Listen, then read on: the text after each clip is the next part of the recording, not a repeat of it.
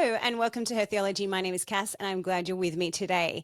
And today we're going to hear from Jess from Open Doors. She has worked with Open Doors for a while. She's recently come back from a trip overseas where she got to meet with a persecuted church.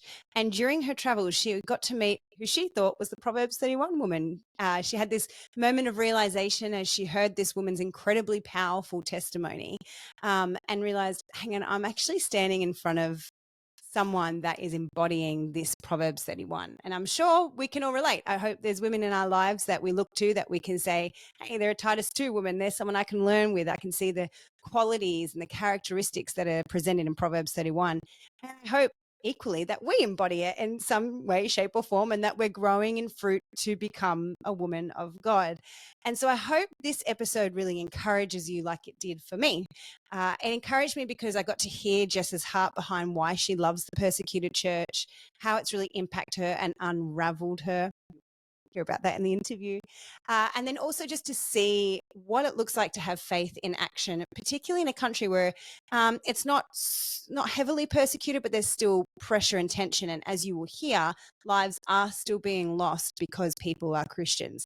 So hang in there, listen to this interview. Like I said, I hope it encourages you. I hope it spurs you on to good things, to push into Jesus, to see that what we have is a true treasure and that our eternal focus is what drives us in the middle of all the hardships and suffering that we can face in the world. Now, as you listen to this, my hope is that you would be spurred on to also support the work of Open Doors. I can personally attest for the way Open Doors operates internationally. I love them as a ministry and to support them. One of the main reasons why is because they're really honest and transparent about how they use their money. And so when you nominate for it to go to a particular project, it does go there. But also, I just like that their model is to actually find the church in these heavily persecuted countries and around the globe and to support the locals on the ground. They're not about sending Westerners in to try and remedy and fix it. They might send in people to help educate and teach theology or something, but their primary focus, and I have to say majority of the time, is they find the church that's on the ground, even in the most rural areas. They find Christians in these countries and they support them however is needed. So whether that be resources, financial support, whatever it is, practical, they do it all. And so I just really appreciate the work of Open Doors. And so I'm really asking you as a listener to Her Theology to check out opendoors.org.au and really support them. I think it's really important that we give to our local church, and I think we should give to the body, the global church as well. And this is one way that you can do that. And like I said, I'm not just saying this. They didn't approach me, just so you know. I approached Open Doors because I truly believe in the work that they do. I really love them as a ministry, and we have supported them long term as a family as well. And you'll also hear at the end of the interview, Jess talks about a few ways that you can support, but prayer is just such an important part of that. And so you can even hop onto their website and sign up for free to receive their prayer guide. And that gives you a real good guide as to how to pray for the persecuted church through each country. And that's actually a really great conversation starter with your kids to help them be aware that, hey, following Jesus is not easy. And we're really privileged here. If you find yourself listening to this in a country where it's free to follow Jesus, relatively free, then, we're very blessed. And that is not normal. Actually, majority of Christians struggle to follow Jesus in a world that is very opposed to them. And so they feel a lot of pressure and persecution. So it's a really good conversation starter if you have children of all different ages to also go through that prayer guide and slowly educate your children on what it means to follow Jesus, and no matter the cost, right? Now, if you are new to Her Theology, thank you for joining. Head to Instagram and follow along Her Theology. Also, you can find all the Her Theology podcasts on YouTube as well. When I say all of them since the middle of last year. I am slowly going to upload all the old podcasts from the last 4 years, but that's going to take some time. But you can find all these in the last year, all these interviews on YouTube. So make sure you subscribe to that if you want to visually see the interviews. And that will slowly get more and more content coming out, which is a little bit more directed at, theology and understanding how to read the Bible and study the Bible. How do we then understand it? How do we come alongside the different theological views, and how do we chew out what's true and what's not, and discern, I guess. So there's going to be more content specifically on that that you're going to find only on YouTube as well over the coming months.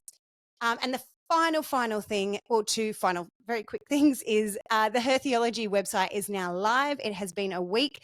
Thank you to everyone that has signed it up and subscribed to the email list. I didn't expect anyone to, and yet so many of you have. And so thank you. I'm yet to send out an email. If you sign up, you're not going to get bombarded with 1,000 emails because I don't have time for that. But that is going to make you an insider to Her Theology and keep you up to date with everything that's going on, when episodes drop and when special events are coming up, and just other ways that you can support or be involved. And now that's it, really. Leave a review. If you like this episode, please leave a review, or any episode, actually. If you like Her Theology, please leave a review on whatever platform you're listening to, and share it with your friends and family, and that's the best way to do it. Anyway, on to the show. Enjoy. God bless. But I have the privilege of being at the Open Doors office today, and this has been a phenomenal day. I've been hearing all the stories from the persecuted church. I've been enjoying meeting some of the team, and it's just been a real pleasure to see the work of Open Doors firsthand, to see the traction and the growth that you guys have been seeing the last few years, which is great as well, and to also just really be encouraged by the work that's happening. And so I have with me Jess. Jess and I worked together years ago at Open Doors. And Jess is still here. I'm still here. How long have you been here for? I've been here, I think I'm going on like 8-ish years, I think. Wow. Yeah, up to 8. Long service leave. 7.5. Yeah, I know. It's there. It's just building up. It's great. It's good. Yeah, time flies when you're having fun. Oh, it's so good. So Jess, tell me a bit about, who are you? Who am I? Good question, Cassie. Who am I? So I'm Jess. I met Cassie on my first day working with Open Doors here. Obviously, I've stayed here. You've gone on to other things. 4 children being one of them. I already had my kids by the time I started here. So can I tell my funny story about one of my first recounts when I met you, Cassie, and I tell this to everyone. When you were like, I think we were standing in the kitchen one day and you were like, I had 2 babies. Like my daughter was 8 months when I came back to work here, and I had a 2-year-old as well. And then you were like, and I think I must have been talking about my kids, and you were like, I don't even know, like Will and I don't even know if we want to have kids. And I was like, what? Like, kids are great. You totally have to have kids. And now look at you, 4 kids later. I believe God makes me eat my words all throughout life. Yes. I seem to be very extreme in what I say, and so I've foot and mouth disease or And God's like, and God's always like, you just wait what I have in store for you, Cassie. You're going to learn the hard way. Yes, I definitely have kids in store for you, 4 of them to be exact. So there you go. Anyway, I have 2 children. 2 children was my max. We all have our own strengths. I have a son and a daughter, Sullivan Hadley, who, crazy enough, my son Sully is about to turn 10 in 3 weeks' time, and my daughter Hattie just turned 8. Oh my goodness. So time does fly in that sense, considering when I started with you, she was still on my hip at 8 months old. Yes. But I have been obviously working with the organisation now for many years. I've done a few different kind of roles. I'm currently sitting within the church partnerships team in what we call as a relationship facilitator role, which is basically supporting the church team that are out on the road and connecting with their churches, basically facilitating those connections from an administrative perspective. What does it look like to really foster those relationships, those partnerships? It can be the nitty-gritty of just getting all the paperwork out and the proposals and the emails and logging calendars and managing calendars and all that sort of thing. But, obviously administrative is a gift for some, and a lot of the team that go out on the road, it's not a gift for them. So I'm very thankful to play that part within the team because it's great. And that's about it. I'm obviously married because obviously that contributed to the 2 children. We attend a local church here in Castle Hill. And that's about it in a short sentence. Love it. So, okay, let's start with this. How has the persecuted church surprisingly changed you? Yeah. Like what's kind of changed? How has it changed you that you didn't expect, didn't see coming? Yeah. Good question. I was thinking about this before because I think you were like, in one word, and I was trying to think of a really cool kind of word. And the only way I can think about it this is my word, and I'll explain it. So my word is unraveled. Yeah, that's a good This one. is a good word That's a very good one. and it's a continuing word because it is because the persecuted church continues to unravel. And when I say, what does it mean to unravel? Like me personally, obviously there is definitely a level of that where it has unraveled me personally in a lot of ways, but it completely unraveled my view on Jesus, and it really unraveled my view on what does it look like to have faith in Jesus, and what does it look like to have a life-dependent relationship with Jesus, which I don't think I am probably too out of the norm when I say it like that, in that I'm coming as a female Christian who lives with, all the freedoms and everything, attending to church, worshiping Jesus freely, attending Bible study, working for a Christian organization very freely, very comfortably. And so I think I'm continually unraveled by the lack of freedom that they, that the stories and the people that we serve experience and have daily. And so that definitely unravels, yes, my complete and utter dependence on Jesus in my daily walk with him, and just in life in general, really. So, yes, it definitely has unraveled me, and it did very early on, hearing some of the stories and sort of, thinking about like, well, what have I just signed up for, sort of thing. And you could probably relate to this as well. In those first kind of 12 months, and you're sort of really hearing the depths of what persecution looks like and really understanding persecution from a theology point of view, but also from a physical point of view, and what does that actually look like in the 70 plus countries we work in, and then going home to your nice comfortable warm bed every night and getting up and going to church on a Sunday freely, and and that sort of thing. Like, it seems like it's such a contrast in that sense. It is. So it does unravel you. Yes, it's very true. yes. It's a great word to describe it. Yeah. So, and unraveling is a good thing. Sometimes we need to be a bit unraveled. Absolutely. Yeah. And especially if like we've lived a very similar life, if we've been in the same sort of denomination, the same sort of setting, the same sort of, groups of people, we need that. Yep. It's really healthy, and I think it's a good challenge. Yeah, we do get very comfortable sometimes, very comfortable. And in some of the conversations and things that I have often, I'm like, oh man, you guys have no idea how good we have it. Yeah, no, it's true. Yes. So tell me, I know you went on a trip. Yes, I did. And now you can't disclose where, and so I will probably explain. Open Doors does hold short trips to countries of persecution, not all of them, but some of them, internally for teams. So that way the team are aware. So they collect the stories, they meet the believers, and then they bring that back so that way they can share it with the local church, share it online through marketing, etc., to help raise support. So that's the purpose behind these field trips. I guess you call them awareness trips. What are they? I can't. There is a word for it. Yeah, exposure trips. Yes, exposure trips. Yes. And so Jess went on one a little while ago. Last year, end of last year. Yeah, yes. okay. And so where did you go? What did that trip look like for you? Sure. So I went with a team of, there was about 8 of us all together, and we went to a country within where did we just say it was? Southeast Asia. That's so terrible. Central Asia. Central Asia. Jess and I were both connecting before about how we are Open Doors has been really good at educating us in geography, yet we still can't figure it out. Every now and then I'm like, wait, I'm so confused whereabouts is it anyway. But it was a country that actually surprisingly doesn't even sit within our 50 countries in the world watch list.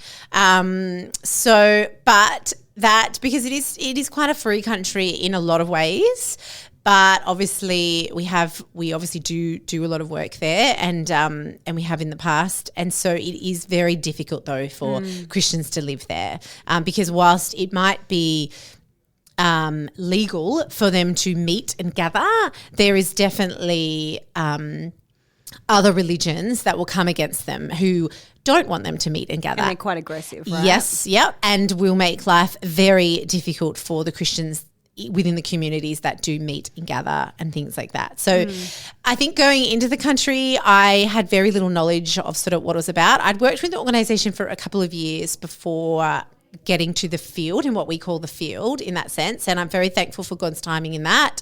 Again, being a mum, you know, disappearing for 10 days overseas, I'd never been that far away from my children, anything like that. But God was very gracious and in that sort of thing. I went with an incredible team, which we made it amazing to travel with. So I found a great sense of peace and excitement to go, which is something I really had to wait for as well, because the team travel all the time and sort of, you know, you want to work out what's the right place for me to go to and all that sort of thing. But it was an amazing country, rich with so much culture.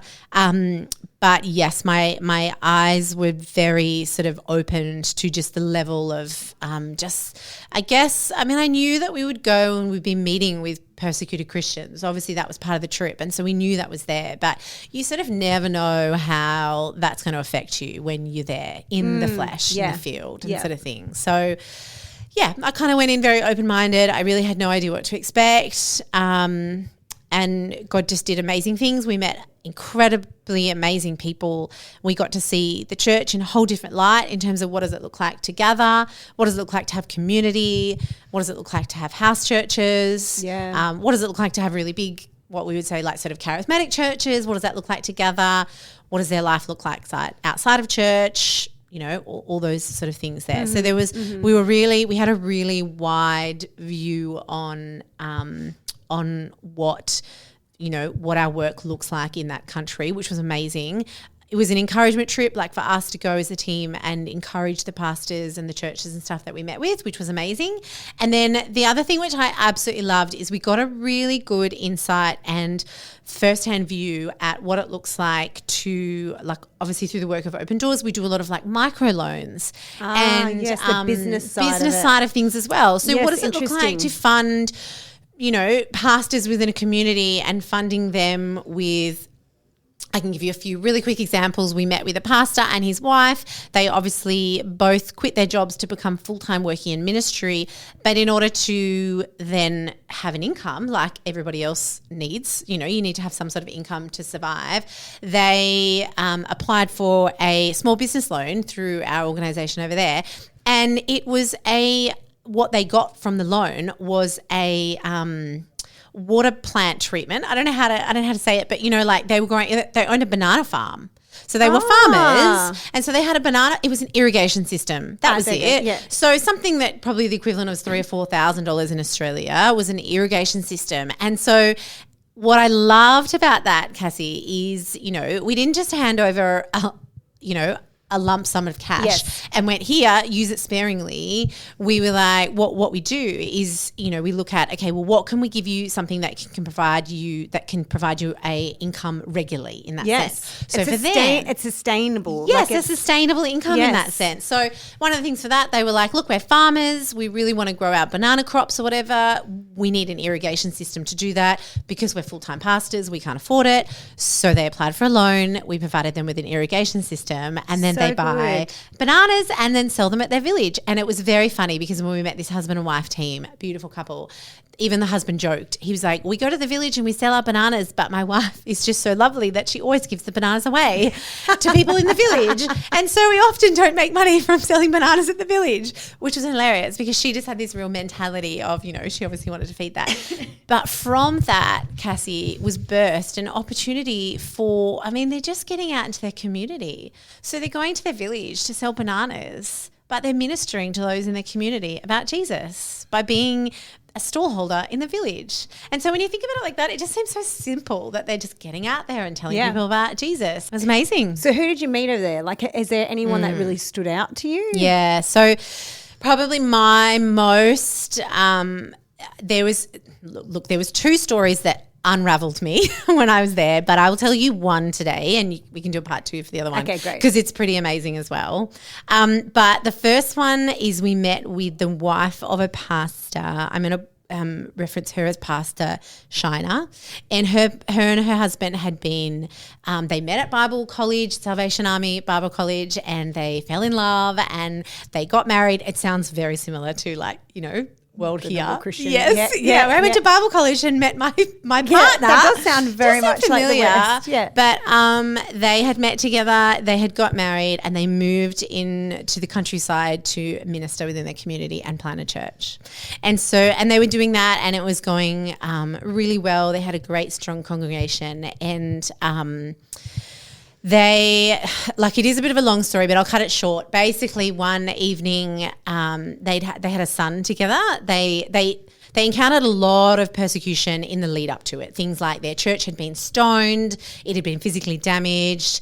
They had people from the other religion that's there sort of, over loudspeakers, criticize them, tell them that they were preaching false gospels, like going to the lengths of trying to, break up the church. Really? Yeah, just like, nefarious, yeah. And that's not fit. Like the stoning of the church was physical. I don't think, like people were probably injured in that as well. But even, people getting over the loudspeakers and driving down the street Very and talking desperate. about, talking about, don't attend this church. They're proclaiming a false gospel, things like that. But, anyway, so they had withstood all of that, and they started a family, and they had a son, and he was about 3 or 4 at the time, and they were just having dinner together one night, and her husband owned a motorbike, and he parked it out the front, and she was sitting there feeding her son dinner, and he's like, I'm just going to go outside and bring my motorbike in, and she's like, oh, okay. And she's like, oh, it's a bit early in the night for you to do that.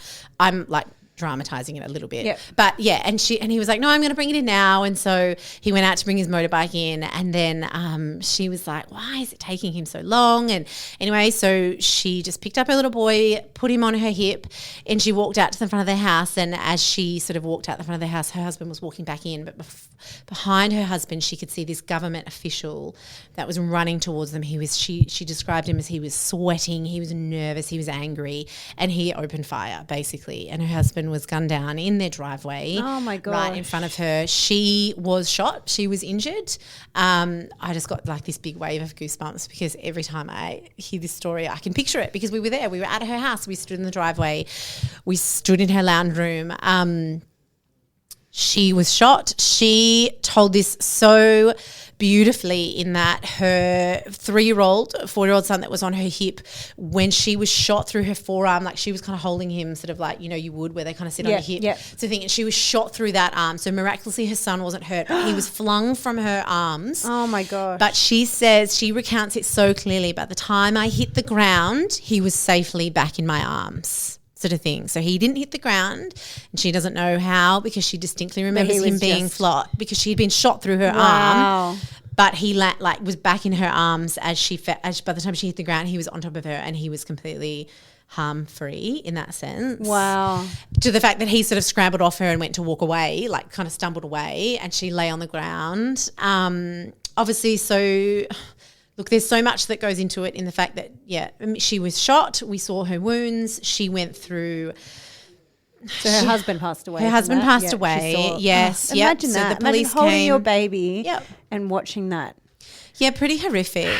And so she obviously went into, and it wasn't, it was very normal in the sense that the police came, the husband was taken away to hospital, she was taken away to hospital. She actually didn't know that her husband had passed away right then and there. She didn't know. Oh, okay. It was like a horrific scene. Obviously people that they didn't live, it was a remote village, but people heard it happen, sort of thing. So they'd hear the gunfire. She couldn't really recall, but obviously police came, ambulances came, her husband was taking one ambulance, she was taking another, and she spent months in hospital. Her mother came over from another neighbouring village to help look after her son. Her sister had stepped in to help look after her son while she recovered. Months of rehabilitation. The bullet, so it was a couple of weeks of her being in hospital before she even learnt about the death of her husband because she was in a coma and all these sort of things. Oh my gosh. So she had months of time in hospital and rehabilitation. Cassie, she still has the bullet in her today. So it went through her arm, it went through her stomach, and it resides in her spine. And I know this because I saw That would it be so painful. on the x-rays she showed us. And so basically, obviously in the country they live in and the type of wound that it was and the surgery and the surgeons making decision, it was kind of one of those things that where the bullet had landed in her spine, if they were to have taken it out, it would have left her paralyzed. But if they were to leave it in, she could walk again. And obviously, given the nature of the country and their medical system and their care and all that sort of stuff. So they made the decision to leave it in. So we saw that. She pulled out her x-rays and showed us and everything, which was amazing. But she had this amazing testimony that came with it. And she said the surgeon himself, who was not a believer, had said, had that bullet gone right through you, you surely would have died. But the fact that your God that you worship put his hand out and stopped that bullet meant that he still has great things in store for you. It was amazing. Not a Christian. Not a believer, but he knew that she was. He knew that her and her husband, he knew who they were in the community, and he knew that she was and things like that. And gosh, God had really great things in store for her. Wow. So, I mean, it is what it is. Her husband, obviously they were pastoring the church. Her husband died. She went on. There's one other devastating part of the story that obviously she went through months of psychological trauma from the event. Her son obviously went through a level of psychological trauma from the event. She kind of shared a little bit into his testimony in the fact that, even after the incident, she would be feeding him dinner and he would munch his crackers into the shapes of guns and pretend to shoot people. And it was pretty horrific. And as a mum sitting there, you're like, goodness, oh my God, I'm unraveled right now. Yeah. And then even to the point where I said that her sister had come in to help live with her, to help in the aftermath. And then because she had these gruesome wounds on her body, her son started rejecting her and calling her sister mom and things like that, devastating sort of things that she encountered. It's the long-term ramifications of things like this. Yeah. And it's in those moments you sort of think back to the niceties and the comforts, and you just sort of think they encountered this because they were pastors in a church. Because they believed in Jesus. Because they believed in Jesus, and they were proactive of being delivering the gospel within their community, and they had a thriving, successful church, and they were persecuted. That's what it looked like. People came against them. So, look, her son went on to have an incredible testimony of his own, and she was very happy to tell us on the day that her son loves Jesus, which was amazing. He was about 18 now, so this is, this is not that long ago. Sort of thing. He was 4 when it happened, and he's 18 now, in that sense. So he had went on and he was studying at Bible college and things like that, which was amazing. Awesome. Some of that, Cassie, was really testament to, she talked about the fact that her husband as a pastor had, and this is the importance of reading the Bible in front of your children, that her husband obviously had his Bible, but he had notes and everything all written throughout his Bible, his little explanations of the word and his own wrestle and things like that. And obviously when her husband passed away, she passed that Bible onto her son then. How beautiful. And isn't that amazing that even though the father was taken away from the family, the legacy, and he still was able to minister his son in that moment. How beautiful. Pretty much still lead his son to Christ through his own testimonies and his own understanding of scripture, and basically the lengths that he'd gone to go through. Amazing. I thought that was amazing. That was very unraveling, because that for me, again, as a mum, really instilled the importance in getting up every day and reading the word in front of my children and letting them modeling that mommy and daddy believe in Jesus, and this is the book of life, and we know that, and we're going to read it all the time, and we're going to do it as a family, and when we have bad days, we're going to open up God's word together at the end of the night and read it and see what it says and encouragement from it and things like that, because ultimately if we want to raise our kids to know Jesus, we have to model it. We have to know Jesus ourselves. Jesus ourselves, but we have to model it, and we have to do it in front of them. So that was one thing that really came home for me, and that's something that's made a big impact on our family. And actually there's always a Bible on our dining table, it's all, we often read it before dinner together, all those sort of things. So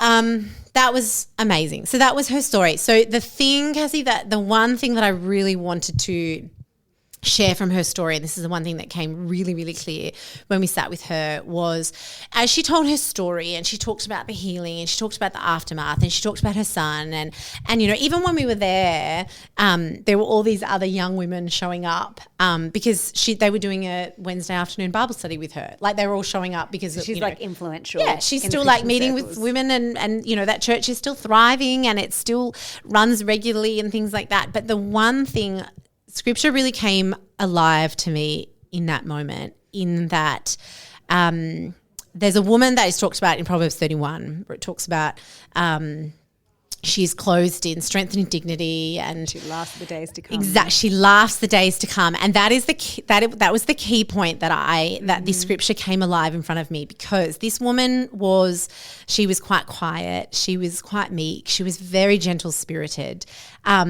but she had this like wicked sense of humor. It was really funny. And so obviously in our meetings with her, everything was being translated. But every time she would talk to our translator would laugh and giggle before he would translate things to us. And so we got this real sense that she was having fun being there with us, which was amazing. But she was telling jokes and little things like that. So one of our team members asked her, we were able to ask her questions and things, and one of our team members was like, how did you really feel when, so I won't go to all the depths, but the guy that shot her husband was eventually prosecuted. He was found, he was prosecuted, he went to jail, he was convicted, that sort of thing. So there was a good story towards it, but she did obviously have to go to court, and she had to identify him and testify and all those sort of things. And she met with him. One of the girls on our team asked, what was it like to finally meet him face to face? And I kid you not, her response was, I wanted to smash him. Like that was her, like that's what she said. I love that. I love that because she was really real, because she was like, I was really angry. You killed my husband. You like in front of my baby. Yes. You caused me so much horrific trauma and turmoil, and I actually don't want to go to the lengths of saying you ruined my life, but he played a very significant part in having a really good job at ruining her life, or attempting to. Anyway, and so like she just had this wicked sense of humor, and that's where it just came alive, where it was just like she will laugh all the days to come. And it was just incredible, and it actually was really beautiful to be able to sit there and kind of share that verse with her. Like as a team, I said to her, I was like, look, if it's okay, I'd like to read you this passage, because I feel like I'm sitting here and I'm meeting with the woman that is described in Proverbs 31 right now. Cool. She was very humble and very like, oh, no. But to me, she was. To be expected. She was. She was amazing. And there's little bits further down in that verse where it talks about like her husband will praise her and her children will sing her glories, or things like that. And it was just an amazing testimony to the woman that she was, and the story that she had, and the way that she had faced her persecution, and just not let it unravel her, but not let it define her, but obviously not destroy her relationship and faith with Jesus. She talked about her in all of her healing and all that sort of stuff. She talked all the way along about how she read scripture daily, and even on the days where she couldn't sit up in bed because of the wounds, she worked out a way that with a pillow, and she could balance the Bible on her belly, and and like lie down but still read and meditate on God's scripture and things like that. Like, you'd think after a horrific thing like that, the last thing you'd want to do is pour yourself into God's word, sort of thing. And that's exactly what she did. She was like, well, God is my provider, he's my healer, he's my comforter, and I'm going to meet with him in his word. And she did that, and it was amazing. So she was definitely, to this day, I can say I've met a woman I've met the Proverbs 31 woman. I've met her, I've seen her in real flesh, and I'm sure there is thousands of them out there. But it was amazing. It was amazing in that sense. And it reminded me a lot of, we were talking about it in devotions too, because devotions today when we were talking with Cassie earlier, and so much of the persecution that happens and that we encounter, and especially in countries like that, like I said before, they come against the church because they want to conquer it. They want it to fail. They don't want it to flourish. They want it to end. They want their religion to come out on top, and they want to they want to hurt the church and damage it. And it reminded me of the verse where it talks about in Matthew, and it says, and upon this rock I will build my church, and all the powers in hell will not conquer it. And that was it. That was that church. It was still going today. It was thriving. She was still pastoring it amongst a team of others. She was still ministering in her community. But like the powers of hell came against that church, and it did not conquer it. No. And if anything, it's probably flourished from it. Amazing. Yes. And I think that's testament to God and obviously who he is. It's testament to try and explain this. There's kind of like, I don't know if I'm going to explain this properly, but it's kind of like that, I don't know if you'd say like the power of persecution, but like, I mean, persecution doesn't have any power, but the whole thing about persecution is to come against those who, is to basically persecute, make it really, really difficult for you to have a faith in something in that sense. To make you renounce your faith. Yes, really. To make you renounce your faith. And what we see time and time again and not always, I will disclaimer, not always, but majority of the time we see the church flourish and thrive throughout persecution. Which we struggle with. Yeah, I think we struggle with hearing that. What do you mean does that mean we should pray for persecution? We should pray it away, right? Like what? There's this is the tension that comes that we read about in scripture, and we see it all the time. We'll talk about the Beatitudes today, this upside down kingdom. All throughout scripture, we see this push and pull of persecution. Persecution breeds a healthy church quite often. Like you said, not always, but a majority of the time it does. You see the gospel go forth in times of persecution and pressure. And so what do you do with that in the West? You know, it's hard. It's hard. It's really hard. Understand and wrap our head around. Yeah. And especially as a Western church. Because we don't encounter that. We don't encounter that level of persecution. What I will say, we don't encounter that level of persecution yet. Yeah. And I'm not saying like we will encounter the killing and all that sort of stuff, but you know, from my understanding of persecution and seeing it seeing the world in its state at the moment, I do believe I could be very much raising my children to stand against persecution. I'm genuinely praying that for my children all the time. I'm praying that my boys and my girls would be rock solid, that they would be absolute warriors defending truth and would not waver even if that means their life is taken. Because I think the one thing that has stood out to me and that I've really come to understand, and definitely in my years at Open Doors here, is that persecution won't end. It's biblical. Yes. It's all through the Bible. Yes. Persecution is talked about all through the Bible. It is very real. It existed then. It exists now. It will exist this side of heaven. And so, you know, we often talk about it as an organisation. Our goal is not to end persecution because we can't. It's biblical. It's in the Bible. It's going to happen. But what we can do is stand with our persecuted brothers and sisters and pray for them and meet with them and hear their stories. And I think this is the most important thing. It's obviously to support them in whatever way we can, whether that be prayerfully, within projects, financially, you know, sacrificing our own comforts to support them, but to let their lives unravel us. Yeah. Let their lives. So it's important that we stay up to date with reading through the stories of our persecuted brothers and sisters, you know, taking out time to be encouraged by them, equipping ourselves in how they withstood their persecution, how they found God in that place of darkness, so that when our time comes, when we can be raising up a generation then that, you know, knows that actually there's a generation of people all around the world that have gone before us in this. This is not new. This is not new.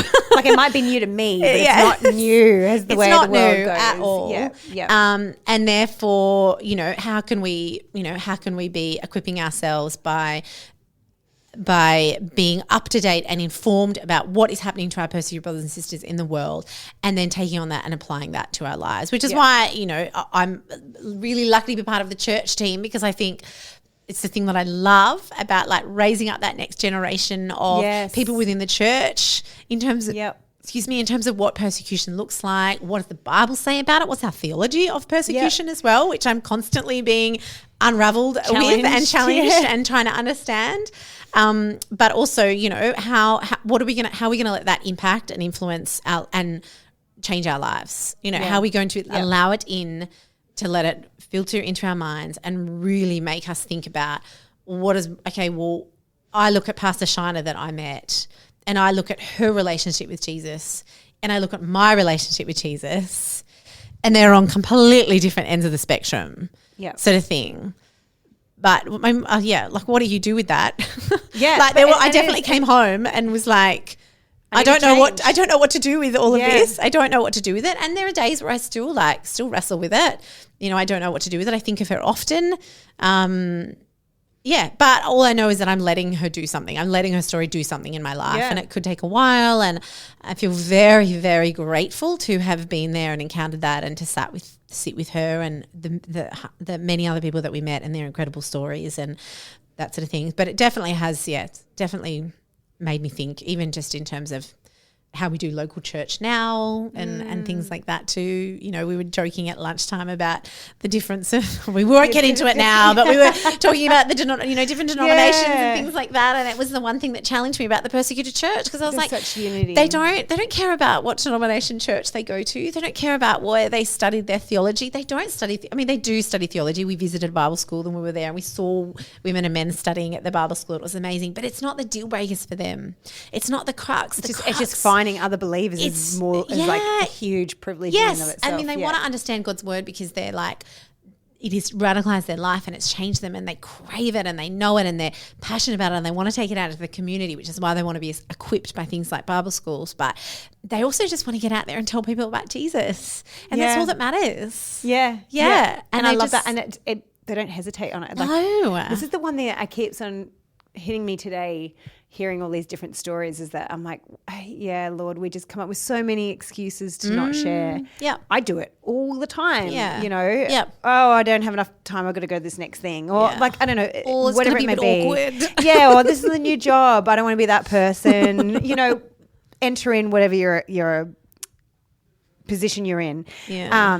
And it's like hearing these stories again reminded me, like, they just find any opportunity. They don't care what they look like or how they come across. It's just challenging. It's been really challenging and encouraging for me to consider as well. Yeah. And in so many of the people that we work with, the country, like I said before, the country that I visited, it's not even illegal. Like it's not illegal. It's actually legal for them to be Christians in the country. But in a lot of the countries we work with where it is legal, again, like scripture, people are literally losing their life. Look at Nigeria and all the Nigeria. Yes. You have one church in the southern Nigeria that's thriving, like going big, huge mega churches, and then you travel up north and they're literally being slaughtered.